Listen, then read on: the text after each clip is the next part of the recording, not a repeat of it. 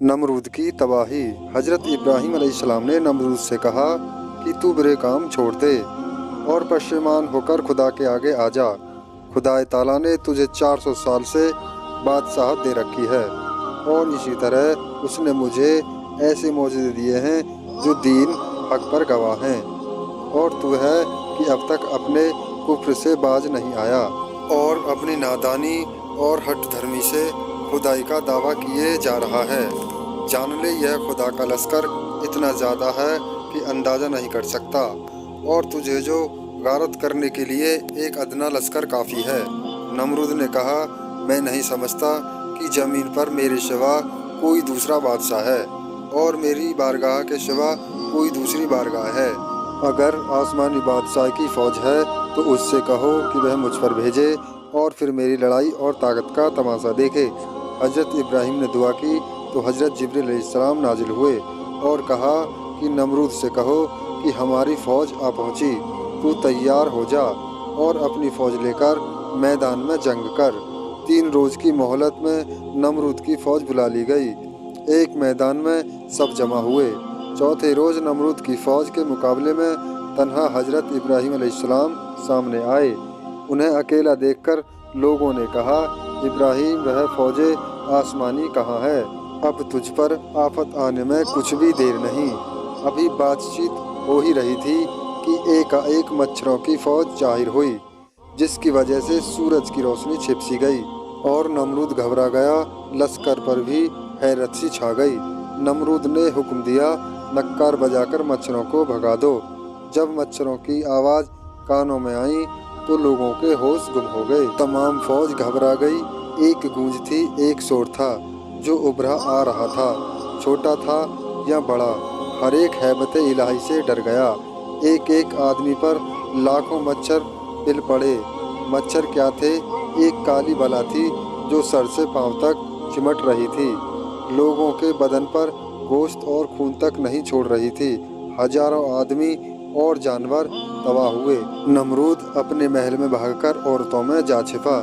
इतने में एक लंगड़ा मच्छर आया जिसे नमरूद ने अपनी औरतों को दिखाया भी, लेकिन मच्छर तेजी से नाक की राह से नमरूद के दिमाग तक जा पहुंचा और अपनी सूंड को उसके भेजे में चुबा दिया। नमरूद का सोना और आराम करना सब हराम हो गया। वह दिन रात अपना सर पीटता रहता। जब तक लोग उसके सर को कूटते कुछ दर्द में कमी महसूस होती और बगैर कुटे पिटे चैन न मिला। जो भी उसकी मजलिस में आता तो ज़मीन बोसी के बदले उसके सर पर धौल लगाता। इस तरह नमरूद को खुदा के गजब ने जकड़ लिया। 40 दिन के बाद वह इसी दर्द की वजह से हलाक हुआ। इसके बाद हज़रत इब्राहीम ने खुदा के हुक्म से मुल्क शाम की तरफ हिजरत की। लोगों की नाफरमानी की वजह से उन्हें यह हिजरत करनी पड़ी। मिस्र में उन्होंने हज़रत सारा को अपने साथ लिया। लोगों ने मिस्र के हाकिम को खबर दी कि हज़रत सारा बहुत हसीन व जमील हैं और अपने हुस्न व जमाल में यकता और बेमिसाल हैं। मिस्र के बादशाह ने हज़रत इब्राहीम से पूछा कि मैं इस औरत को हासिल करना चाहता हूँ, तेरा इस औरत से क्या रिश्ता है? हज़रत इब्राहीम ने सोचा कि अगर मैं कहता हूँ कि यह मेरी बीवी है तो वह मुझे मारना चाहेगा। इसलिए हज़रत इब्राहीम ने फरमाया, यह मेरी बहन है, दीन के रिश्ते से। इस तरह उनकी जान बची। जब उस मर्दूद ने हज़रत सारा को अपने सामने बुलाया तो उन्हें देखते ही उसके होश गुम हो गए। उस बेअदब ने उनकी तरफ हाथ बढ़ाना चाहा तो हज़रत सारा की दुआ से उसके दोनों हाथ सल हो गए और दर्द की वजह से उसका सारा जिस्म बेकल हो गया। उसने कहा, ए औरत, तुझ पर यह क्या जादू कर दिया? हज़रत सारा ने फरमाया, यह तेरी बदनीयती की वजह से खुदा ने तुझे सजा दी है। उस मलून ने कहा, अगर मैं तेरी दुआ से तंदुरुस्त हो गया तो हरगिज़ तुझ पर बदनीयती से हाथ न डालूंगा। हज़रत सारा ने खुदा की बारगाह में दुआ की।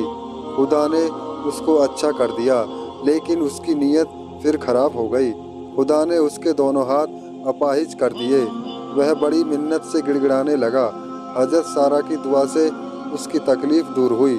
नमरूद की नीयत 3 बार खराब हुई और उसके हाथ सालह हुए, मगर हज़रत सारा की दुआ से उसको तंदुरुस्ती हासिल हुई। आखिर में सच्चे दिल से وہ برائی سے دستبردار ہو گیا اور ہاجرہ نامی خاتون کو نذر کیا۔ یہی حضرت ہاجرہ ہیں جن سے حضرت اسماعیل علیہ السلام پیدا ہوئے۔ وہاں سے حضرت ابراہیم نے ملک شام کا ارادہ کیا اور فلسطین میں دمشق کے علاقے میں قیام فرمایا۔